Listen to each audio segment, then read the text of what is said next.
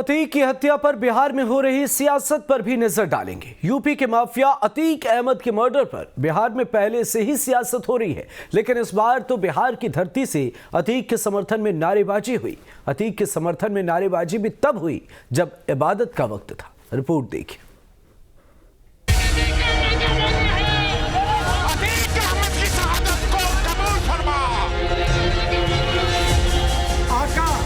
अतीक जी करके बुलाता हो, वो बिहार क्या चलाएगा।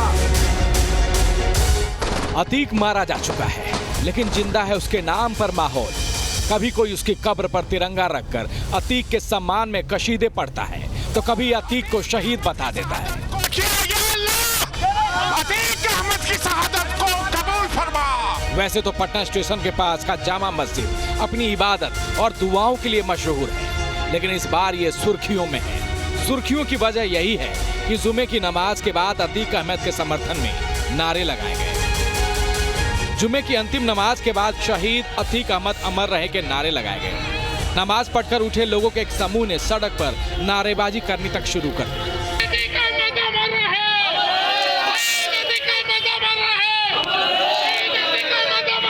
हमने दुआ किया, अतीक अहमद की शहादत को कबूल फरमा।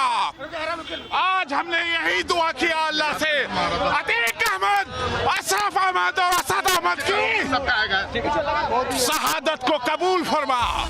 जुमे का नमाज, इबादत का वक्त और पटना के जामा मस्जिद के पास अचानक बदल गया माहौल। किसी ने सोचा न था कि रमजान के आखिरी जुमे को अलविदा की नमाज के बाद यहाँ इस तरह का माहौल बदलेगा, वो भी तब जब पटना में ही ईद पर सुरक्षा के लिए एडीजी पुलिस मुख्यालय जितेंद्र सिंह गंगवार प्रेस ब्रीफिंग कर रहे थे। एक तरफ सुरक्षा के दावे हो रहे थे, तो दूसरी तरफ पटना के भीड़ भाड़ वाले इलाके में एक समूह माफिया अतीक अहमद के समर्थन में नारे लगा रहा था।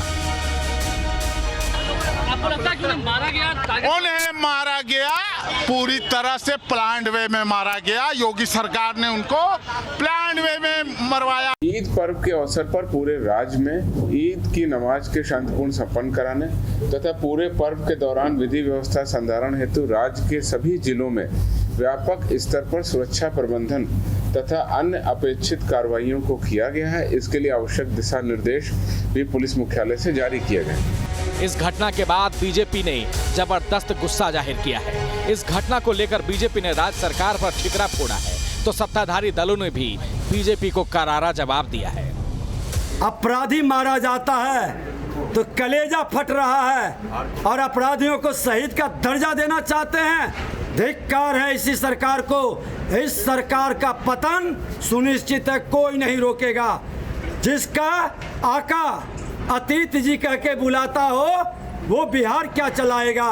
कानून व्यवस्था के मामले को लेकर के जो आज रोष प्रकट किया गया, उसको उसी नजरिए से देखने की आवश्यकता है। इसको किसी धार्मिक या मजहबी नजरिए से देखने की कोई आवश्यकता नहीं है। और सबसे बड़ी बात यह है कि उत्तर प्रदेश में जो लॉ एंड ऑर्डर की स्थिति है, जो कानून व्यवस्था की स्थिति है, उसके खिलाफ अगर किसी ने प्रदर्शन किया या किसी ने अपनी भावना का इजहार किया, तो ये उस नजरिए से देखने की जरूरत है। कुछ लोग उसके समर्थन में बोलते हैं, यह भी स्वीकार्य नहीं है। इससे समाज में नकारात्मक संदेश जाता है। हर किसी को यह समझना चाहिए कि अपराधी की कोई जाति नहीं होती, कोई धर्म नहीं होता, वो मानवता का दुश्मन है, और हर व्यक्ति को ऐसे लोगों का कड़े स्वर में विरोध करना चाहिए। अब तक तो अतीक मर्डर पर सियासत हो रही थी, लेकिन मोहम्मद रईस गजनवी ने सियासतदानों को भी एक कदम पीछे छोड़कर अतीक के नाम पर सुर्खियां बटोर ली है। लेकिन कौन है ये अतीक को शहीद बताने वाला रईस गजनवी?